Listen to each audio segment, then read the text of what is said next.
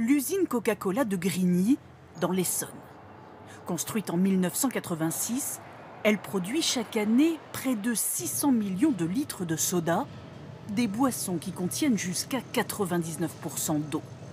Cette eau, l'usine va la chercher sous la terre, à plus de 100 mètres de profondeur, dans la nappe phréatique, grâce à 3 forages.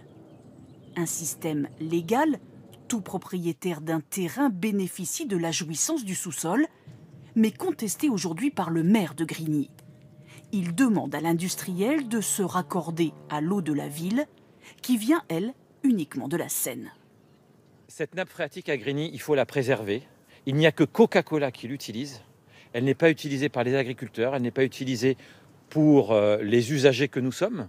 Si demain, les sécheresses créent d'énormes problèmes sur la Seine, eh ben on aura une autre solution locale qui pourra être complémentaire, qui pourra venir en secours pour le territoire de Grigny.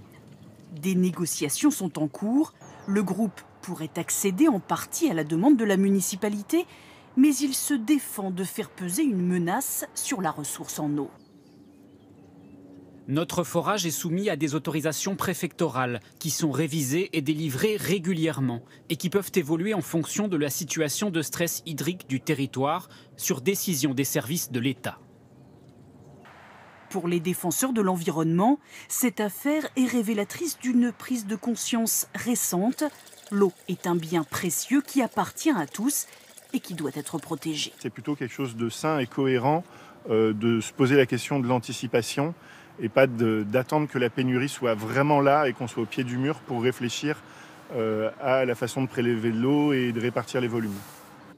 Pour cet été, les nappes phréatiques de l'Essonne sont considérées comme très fortement à risque d'être touchées par la sécheresse.